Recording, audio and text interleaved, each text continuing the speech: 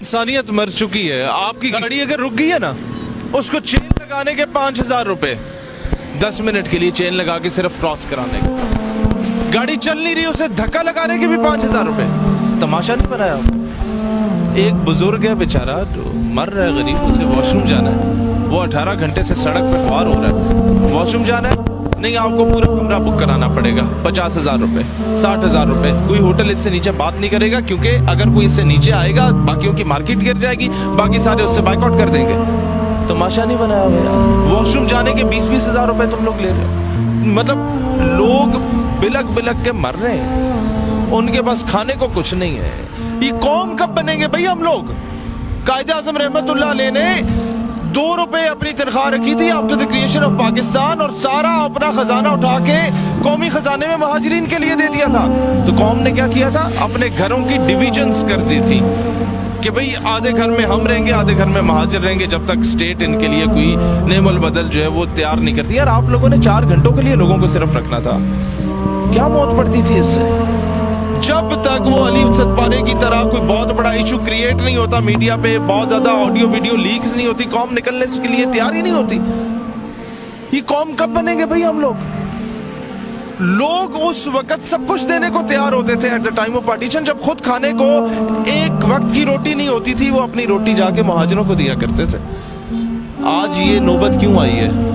अब तो घर के सामने आप गाड़ी पार्क करें किसी के, नहीं, सड़क पर रखो। घर के सामने पार्क करोगे तो इसके भी 10,000 रुपए दो। क्यों? क्योंकि मजबूरी है ना। नहीं करेगा तो क्या करेगा? मरेगा बेचारा। और उसके बाद क्या करना है? आप वहां से उतर रहे हैं, गाड़ियां अपनी पार्क करके, लोग बर्फ में जब वहां से उतरने लगे कि यार चलो यहाँ से पैदल चल के जाते हैं, कोई गाड़ी मिल जाए, उसको इशारा करो कि जनाब मुझे नीचे मेन टोल प्लाजा तक छोड़ दो, सिर्फ 25-30 किलोमीटर दूर है, ये इतना भी नहीं है। उसके कितने पैसे? 10,000 रुपए। यार 30 किलोमीटर या 25 किलोमीटर आने जाने का अगर आप 1000 भी लेते हैं तो आपके 500 या 400 या 300 पेट्रोल बहुत भी महंगे ना, 200 की बचत हो जाती है। 1500 ले लो, 2000 ले लो। यार घंटे का सफर है आने जाने का, 10,000 8,000 लोग इस चीज का चार्ज किस खाते में कर रहे हो? मैं कहता हूँ अगर ये मामला कश्मीर में होता ना, या गिलगित बल्तिस्तान में होता, लोग अपने घर खाली कर देते।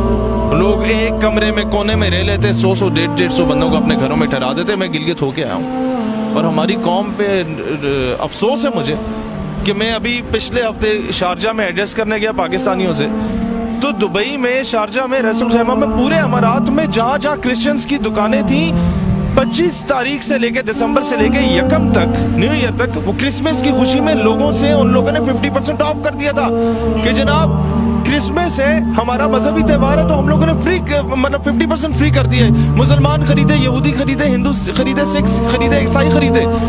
हम यहाँ पर 100 रुपए के दर्जन केले होते हैं, 250 दर्जन के कर देते हैं रमजान में, हम लोग ये सिला दे रहे होते हैं। यार दुनिया कहाँ मर चुकी है? हम लोग, हमारी इंसानियत मर चुकी है, हमारे कायदे आज़म के अकवाल हमारी नजर में मर चुके हैं कि हम लोगों ने उसको वो वेटेज ही नहीं थी, वो इंपॉर्टेंस ही नहीं थी। कुदरतुल्लाह शहाब अपनी किताब में लिखता है कि जब मैं कश्मीर में था तो पाकिस्तान को बने जुमा 8 दिन हुए थे, तो वो एक कपड़े फटे हुए थे बुजुर्गों के, मियाँ बीवी जा रहे थे और एक बोरी उठाई हुई थी। हमने उनसे पूछा गाड़ी में बिठा के कि कहाँ जा रहे हो? कहते हैं बैतुल माल तक हमें छोड़ाओ। हमने कहा बुजुर्गों शर्म नहीं आती? पाकिस्तान को बने जुमा 8 दिन हुए और तुम जाके कर्जे मांग रहे हो? कहते नहीं।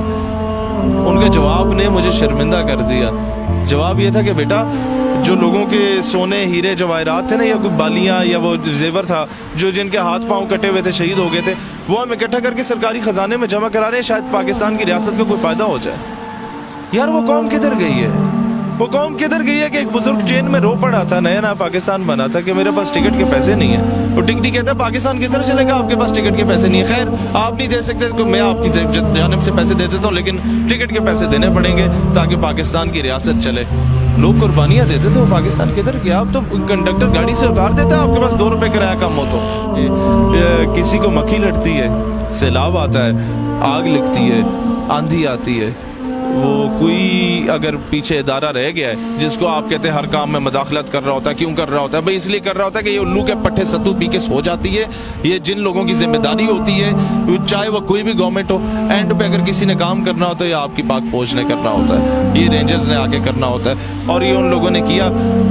मैं आपको लाख इख्तिलाफ हो सकता है मुशर्रफ से या लेकिन जो ये जवान है यार, کوئی جوان 20,000 کے پیچھے وہ سیاچن کی چوٹی پہ جا کے شہادت نہیں دیتا, وہ اللہ اکبر کے نعرے کے پیچھے دیتا ہے. کم از کم اس کا morale ہائی رکھو.